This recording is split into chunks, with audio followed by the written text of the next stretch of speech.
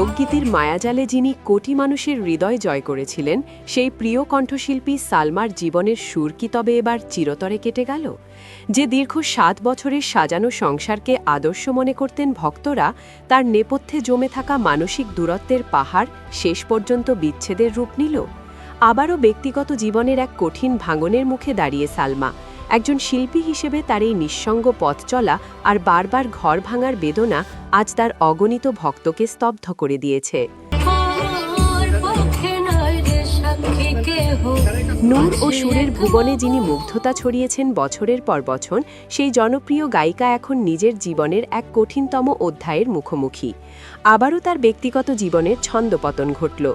দীর্ঘ ৭ বছরের দাম্পত্য জীবনের ইতি টানলেন ক্লোজ আপ ওয়ান খ্যাত এই জনপ্রিয় তারকা।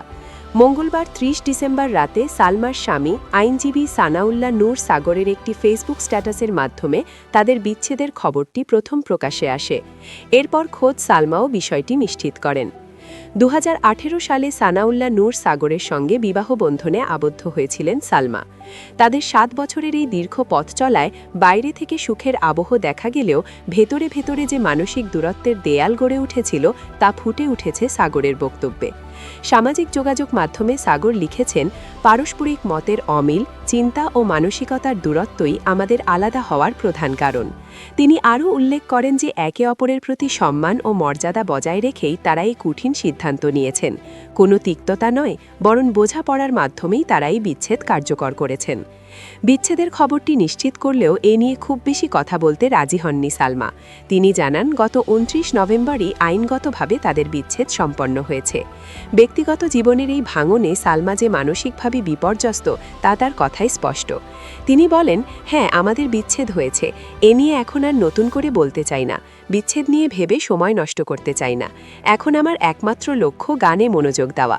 আমি শুধু ভালো ভালো গান গেয়ে দর্শকদের মাঝে বেঁচে থাকতে চাই। এটি ছিল সালমার দ্বিতীয় বিয়ে। এর আগে ২০১১ সালে তিনি রাজনীতিবিদ ও ব্যবসায়ী শিবলি সাদিককে বিয়ে করেছিলেন, কিন্তু সেই সংসারেও বনিবনা না হওয়ায় ২০১৬ সালে তাদের বিচ্ছেদ ঘটে। এরপর দীর্ঘ বিরতি এবং নতুন করে ঘর বাঁধার আশায় সানাউল্লাহ নূর সাগরের সঙ্গে দ্বিতীয়বার বিবাহ বন্ধনে আবদ্ধ হয়েছিলেন এই শিল্পী। ভক্তরা আশা করেছিলেন এবার হয়তো সালমা তার স্থায়ী নীড় খুঁজে পেয়েছেন, কিন্তু নিয়তির পরিহাসে দ্বিতীয় সংসারটিও ৭ বছর পর ভেঙে গেল। সামাজিক মাধ্যমে প্রতিক্রিয়া ও নেতিবাচকতা পরিহারের আহ্বান। সাফল্যের চূড়ায় থাকা একজন নারী যখন ব্যক্তিগত জীবনে বারবার হোঁচট খান, তখন সমাজ ও নেটিজেনদের একাংশ থেকে নেতিবাচক মন্তব্য আসা শুরু হয়। এই বিষয়টি আজ করতে পেরেই সালমার প্রাক্তন স্বামী সাগর অনুরোধ জানিয়েছেন, কেউ যেন তাদের ব্যক্তিগত সিদ্ধান্ত নিয়ে অহেতুক কটু কথা বা নেতিবাচক মন্তব্য না করেন। তারা দুজনেই প্রাপ্তবয়স্ক এবং পারস্পরিক শ্রদ্ধার জায়গা থেকেই বিচ্ছেদের পথে হেঁটেছেন। ব্যক্তিগত জীবনের এই বিশাল শূন্যতা সালমা এখন পূরণ করতে চান সঙ্গীত দিয়ে। যে লোকগীতি আর মাটির গান গেয়ে তিনি কোটি মানুষের হৃদয়ে স্থান করে নিয়েছেন, সেই সঙ্গীতই এখন তার একমাত্র সঙ্গী। ভক্তরাও চাচ্ছেন সালমা যেন এই শোককে শক্তিতে রূপান্তর করে আবারও নতুন উদ্যমে গানে ফেরেন। জীবনের প্রতিটি চড়াই উতরাই পেরিয়ে সালমা তার সুরের জাদু দিয়ে আবারও সমহিমায় ফিরে আসবেন, এমনটাই প্রত্যাশা সঙ্গীতপ্রেমীদের। মানুষের জীবন সবসময় একই রেখায় চলে না।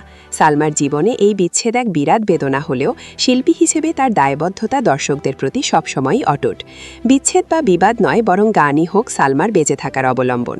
ব্যক্তিগত জীবনের আধার কাটিয়ে তিনি আবার আলোর পথে ফিরবেন, এটাই শুভাকাঙ্ক্ষীদের কামনা।